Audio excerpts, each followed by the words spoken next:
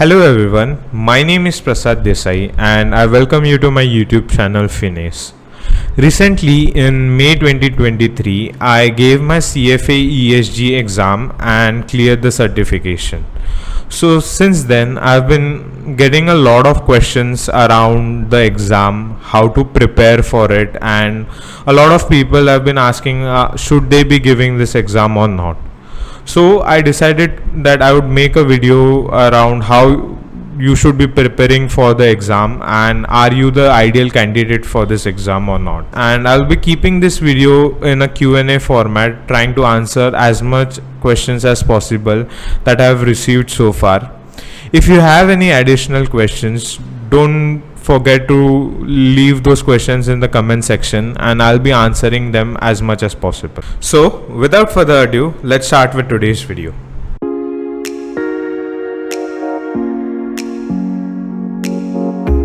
So the first question is, what exactly is the CFA ESG Investing Certification?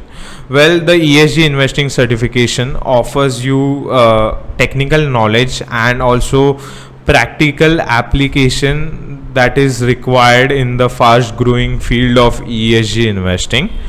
The certification and learning materials were developed by the leading practitioner in the ESG investing field, and this is recognized by the UN Principles for Responsible Investments, which is an independent body which encourages investors to use responsible investments. Also, the certificate in ESG investing is owned and awarded by the CFA Institute itself. The next question is it any way related to the CFA program? Well, no, it is not related to the CFA program. CFA program is a 3 levels examination, whereas the CFA ESG exam consists of only one single exam. It is independent to and completely different curriculum from the CFA curriculum. Although it does help if you have certain background of finance or you have an understanding of the technical terms of finance. So if you are a CFA candidate or from the finance background, preparing for this exam would be a lot easier for you. The next question is it difficult or easy compared to the CFA exam?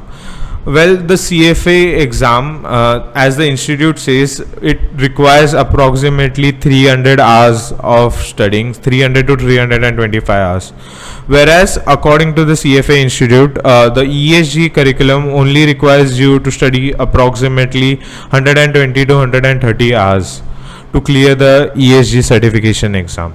So compared to the CFA level 1, this is much easier to take, and it requires less hours of study time. Now the next question that I have received is that should I be taking, or are you an ideal candidate to take this exam? To answer this question, I would describe an ideal candidate into 2 major buckets. One who is a professional looking to gain deeper understanding about ESG. Second, who is a student who is looking to make his career in ESG. So if you are a professional, this CFA ESG certification gives you practical ways in which you can implement the ESG factors into your investing, or if you are someone who prepares reports, you can factor in the ESG factors and the technical knowledge into your reports as well. Or if you are someone who is a student, then you can give this examination to get the technical required knowledge of ESG investing. This will help you signal to your recruiters that you have the necessary knowledge of ESG investing, and hence this might help you crack ESG in related roles. The next question is that how much time it takes. According to the CFA Institute, it takes approximately 120 to 130 hours of study time. This can translate into 1 to 2 months of preparation. That much amount of preparation should be sufficient enough to successfully clear this examination. So the natural next question then is, how should I prepare for this examination? CFA Institute provides you with a soft copy of the module. This module consists of 9 chapters. First 2 are introductory chapters, followed by 1 chapter on each E, S and G factors. Then there are 2 chapters about valuation, ESG valuation and portfolio management. Also 1 chapter on stewardship. So these are the chapters that are part of the ESG curriculum. The ideal strategy for preparing for this exam would be to read through the entire curriculum once and then start with the practice questions that are provided by the CFA Institute. You can use the candidate resources to practice questions on each chapter. Then you can highlight places where you are going wrong and revise those concepts.